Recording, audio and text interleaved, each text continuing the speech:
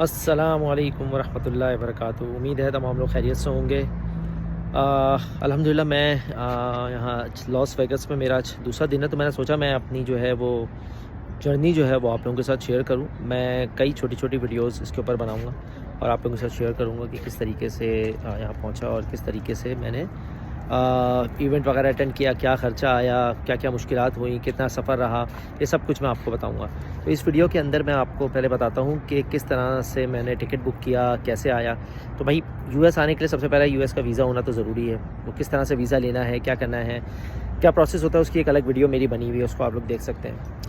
अच्छा जी, तो मैंने किया ये था कि मैंने 27 तारीख की बुकिंग कराई थी अपनी एमिरेट्स एयरलाइन से, और एमिरेट्स एयरलाइन से मैंने कराई थी रात 2:50 पे। मेरा टोटल टिकट जो मुझे पड़ा था 6 दिन के सफ़र के लिए, वो पड़ा था $1770 का, $1770 का। सबसे बेस्ट तो यही है कि आप एमिरेट्स की ऐप डाउनलोड कर लें, कतर एयरवेज़ की ऐप डाउनलोड कर लें और उसके थ्रू डायरेक्ट बुकिंग करा लें।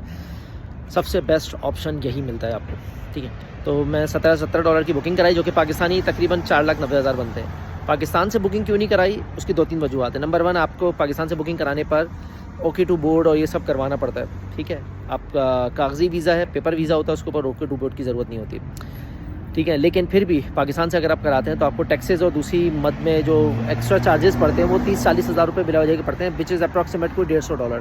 तो मैं क्यों $150 एक्स्ट्रा भरूँ जब मैं कर सकता हूँ। दूसरा, कागज़ आपको लेके ट्रैवल करना पड़ेगा, ज़ाहिर ऐप तो होगी नहीं आपके पास, ईमेल का रास्ते में एक्सेस हो नहीं हो। तो एमिरेट्स की ऐप के अंदर सारी चीज़ें आ रही होती हैं, टाइम चेंज हो, सब कुछ जो भी टाइमिंग वगैरह चीज़ें चेंज होंगी, बैगेज कहाँ पहुँचा, सामान कहीं फंसा हुआ है, फ़्लाइट डिले हो रही है, सब कुछ वहीं आ जाएगा आपको। तो बहुत ही आसान हो जाता है आपको, ठीक है ना। आप अपने कार्ड से बुकिंग कर सकते हैं, उसमें आप दरम में बुकिंग कर सकते हैं, PKR में कर सकते हैं, डॉलर्स में कर सकते हैं। मेरा क्योंकि US में अकाउंट है तो मैंने डायरेक्ट उसी के थ्रू डॉलर्स में पे कर दिया था, तो मुझे कन्वर्जन इतना ज़्यादा नहीं पड़ा, ठीक है। टोटल कॉस्ट $70 थी। अगर आप दिसंबर में इसको कराते हैं तो ये पड़ जाता है तकरीबन कोई $2,000 के करीब, क्योंकि दिसंबर में क्रिसमस और बकिया चीज़ों का सीज़न होता है, तो फ़्लाइट थोड़ी हाई हो जाती है। सो मेरी फ़्लाइट थी रात 2:50 की और दुबई के लिए, और दुबई में पहुंचा हूँ 4:10 पे। फिर 4 घंटे का स्टे था। अब वो 4 घंटे का स्टे मैंने कहाँ किया, 4 घंटे का स्टे मैंने किया टर्मिनल 3 के ऊपर ही, कॉन्कोर्स B के ऊपर मरहबा लाउंज है। वहाँ 2 किस्म के लाउंज होते हैं, एक होता है एमिरेट्स का अपना लाउंज, जो कि बेसिकली स्काई माइल्स, आपके पास अगर उनके माइल्स के कूपन्स मौजूद हैं, आप बिज़नेस क्लास में हैं, फ़र्स्ट क्लास में हैं, तो फिर आप वहाँ जा सकते हैं। लेकिन मेरी क्योंकि इकनॉमी क्लास थी तो फिर मैंने मरहबा लाउंज का रुख किया। मरहबा लाउंज के अंदर बेसिकली किस तरह मुझे एंट्री मिली, मैंने बेसिकली फैसल बैंक का कार्ड बनवाया भाई, अपना क्रेडिट कार्ड। और मैं सजेस्ट करूँगा कि आप लोग भी बनवा लें, अगर आप लोग फ्रीक्वेंट ट्रैवलर हैं और आप लो कॉस्ट के ऊपर अपना टाइम को स्पेंड करना चाहते हैं। ज़ाहिर है लाउंजेस के अंदर फ़ायदा ये होता है, वॉशरूम्स हैं, आप रुक सकते हैं, बैठ सकते हैं, फ्री डाइनिंग मील वगैरह सब मिल जाती हैं आपको, तो बहुत फ़ायदा रहता है। मुझे तकरीबन 4 घंटे का ट्रांजिट मिला था, तो मैंने वहीं गुजारा। तो फैसल बैंक के कार्ड के ऊपर क्या होता है कि फैसल बैंक के कार्ड के ऊपर आपको प्रायोरिटी पास का एक्सेस मिल जाता है। प्रायोरिटी पास बेसिकली इनकी एक ऐप है जो कि दुनिया भर के 1200 लाउंजेस के ऊपर काम करती हैं, ठीक है ना। ये सारी चीज़ें मुझे ट्रैवल करके तजर्बा मिला, जो मैं आप लोगों के साथ शेयर कर रहा हूँ। तो वो कार्ड आप बनवा लें। वैसे आप प्रायोरिटी पास लेंगे तो $390 का पड़ता है, जो कि बिला वजह फजूल है। इसके अंदर आप अकेले फ्री होते हैं फैसल बैंक के इस कार्ड के ऊपर, बाकी कोई और फ्री नहीं होता। तो ये कार्ड आप बनवा लें, प्लेटिनियम टाइटेनियम जो भी होता है, ठीक है, तो और उससे आपको बेनिफिट मिल सकता है। अच्छा, मैंने वहाँ 4 घंटे स्टे किया। 4 घंटे स्टे करने के बाद फिर 8, सवा 8 की फ़्लाइट थी, तो तकरीबन 7:30 से बोर्डिंग शुरू हो गई। अब जब US की फ़्लाइट होती है तो US की फ़्लाइट के अंदर सख्ती ज़्यादा होती है। तो पहले एक दफ़ा चेकिंग की उन्होंने सामान की, ठीक है ना, फिर दूसरी दफ़ा चेकिंग की, फिर जहाज़ के अंदर दाखिल होते वक्त एक और दफ़ा चेकिंग की। तकरीबन 3 दफ़ा चेकिंग होती है आपकी, 2 से 3 दफ़ा, ठीक है। और सब कुछ उतरवा लेते हैं, कपड़े छोड़ के, बेल्ट उतरवा ली, जूता उतरवा लिया, मोज़े वोज़े जितने थे, टोपी उतरवा ली, ठीक है ना, कुछ भी नहीं छोड़ते वो, कोई भी सिक्का या कोई भी चीज़ नहीं छोड़ते आपके पास, ठीक है। तो वो सब करने के बाद फिर एमिरेट्स की एयरलाइन में हम बैठे। फ़्लाइट मेरी थी लॉस एंजल्स के लिए दुबई से, जो कि बनती है 16 घंटे 50 मिनट, तकरीबन कोई 16.5 घंटे की फ़्लाइट बनती है। फ़ायदा ये होता है जाते वक्त कि आपको कोई नमाज़ नहीं मिलती, यानी कि जहाज़ में नमाज़ का ज़ाहिर इशू होता है, तो जाते वक्त आपको नमाज़ नहीं मिलती, वापसी में ज़्यादा नमाज़ें मिलती हैं आपको। तो मैं फ़्लाइट कर रहा था 8:15 बजे। अब क्योंकि 13 घंटे का फ़र्क है, तो मैंने 8:15 बजे फ़्लाई किया वहाँ से। जब मैं लॉस एंजल्स पहुँचा तो दोपहर के 12:30 बज रहे थे, 12:45 के करीब टाइम हो रहा था, ठीक है। अच्छा, और दूसरा मैंने क्या किया, मुझे लॉस वेगास आना था, तो मैंने पहले ही एक और ऐप डाउनलोड कर ली थी, आपको भी बता रहा हूँ, आप कर लें अपने पास, डेल्टा एयरलाइन।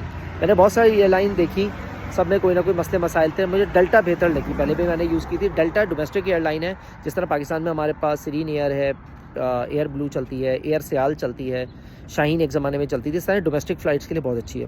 तो डेल्टा की ऐप डाउनलोड कर लें, वहाँ पे अच्छी डील्स आती हैं। तो जो टिकट मुझे $500-$550 का मिल रहा था लॉस एंजलिस से लॉस वेगास, हालांकि 1 घंटे की फ़्लाइट भी नहीं है, 40 मिनट की फ़्लाइट है, वही टिकट मुझे एक जहाज़ में $100 का मिल गया। तो मैंने वो $100 की टिकट लिया। $100 का टिकट लेने के बाद मैंने पहले ही बुक करा लिया था, मुझे पता था। तो मैं तकरीबन 1 बजे वहाँ लैंड हुआ हूँ, और 1 बजे लैंड होने के बाद इमिग्रेशन से मैं 1 घंटे में फ्री हो गया था 2 बजे। यहाँ पे इमिग्रेशन बहुत अच्छा है, सख्ती ज़्यादा है, लेकिन काउंटर बहुत सारे हैं तो जल्दी फ्री हो जाते हैं। सामान आने में अलबत्ता मुझे टाइम लगा। तो सामान आया मेरा तकरीबन कोई 40 मिनट लगे, 2:30 बजे तक।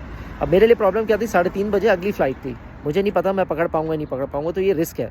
अगर आपको वो फ़्लाइट नहीं मिलती तो फिर आपको बस से जाना पड़ता है लॉस वेगास, जो कि 6 घंटे का रास्ता है। वो भी तकरीबन $50-60 पड़ता है, बट थोड़ी ज़्यादा है उसके अंदर। तो मैंने टिकट करा लिया था, मैंने कहा अल्लाह मालिक है, इंशाल्लाह अगर आ गया टाइम तो चले जाएंगे। तो खैर 2:30 बजे मैंने लिया सामान, भागा, एयरपोर्ट से बाहर निकला, दूसरे टर्मिनल पे गया जो कि 10 मिनट का पैदल रास्ता है।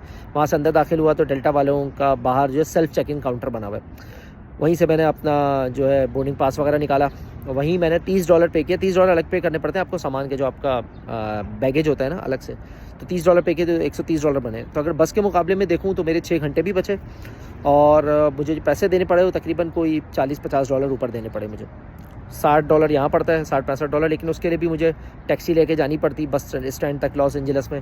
तो इन शॉर्ट अगर मैं कैलकुलेशन बनाऊँ, जो लोग मेमन लोग देख रहे हैं वो ज़ाहिर है कैलकुलेशन करते हैं अच्छी माशाल्लाह से, तो वो अगर कैलकुलेशन देखें तो तकरीबन $30-35 का मुझे फ़र्क आया ओवरऑल।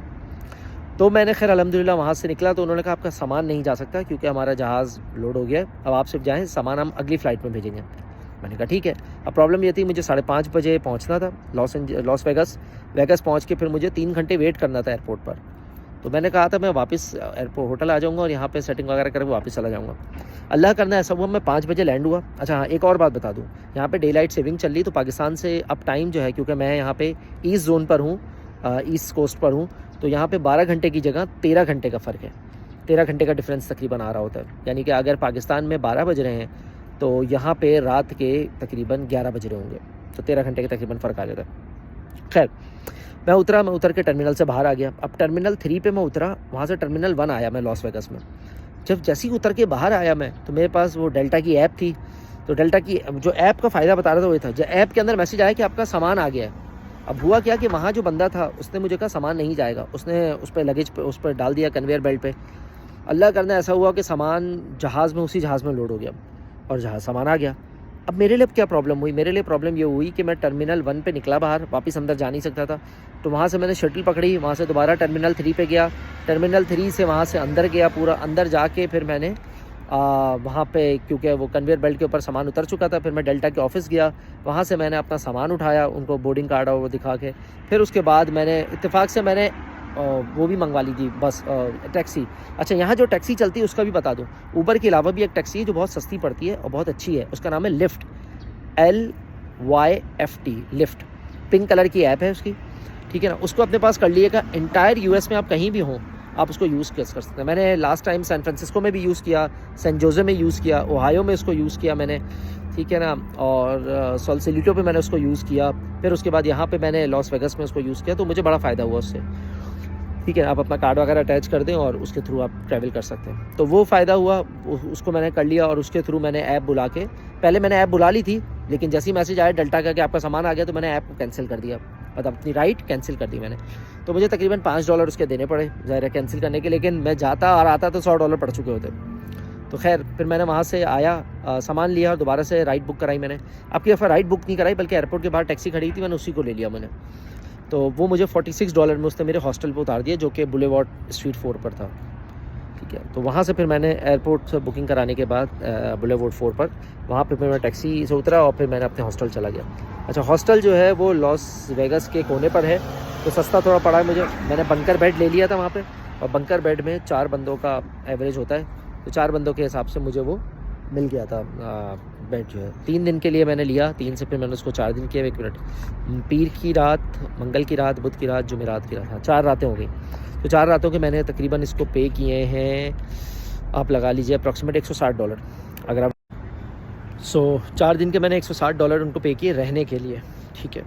और बाकी खाना पीना लगा लें तो पर डे का आपका तकरीबन एक वक्त भी अगर आप खाएंगे तो आई थिंक इट्स गुड, $20-25 में आपको अच्छा खाना मिल जाएगा। यहाँ पे इंडियन रेस्टोरेंट ज़रूर ढूंढ लीजिएगा, करीब में आपको मिल जाएगा। हमें कल मिल गया था यहाँ पे ट्रेजर आइलैंड के पास, सॉरी रिसॉर्ट वर्ल्ड के पास हमें मिल गया था, तो अल्हम्दुलिल्लाह अच्छा खरा खाना पाकिस्तानी बंदों के साथ। और बाकी मैं यहाँ इवेंट में आया हूँ, तो इवेंट में पाकिस्तानी जो वो है हलाल फूड है मौजूद था। आज बिरयानी थी, कल जो है वो वो था, लैम का सालन था दुम्बे का, तो अच्छा रहा अल्हम्दुलिल्लाह ओवरऑल जो है। अब मैं इंशाल्लाह अगली वीडियो में आपको यहाँ की जो वो हैं टूर अट्रैक्शंस हैं और यहाँ की जो वो हैं बस और टैक्सी वगैरह हैं उसके बारे में ज़रा डिटेल से बताता हूँ इंशाल्लाह आपको।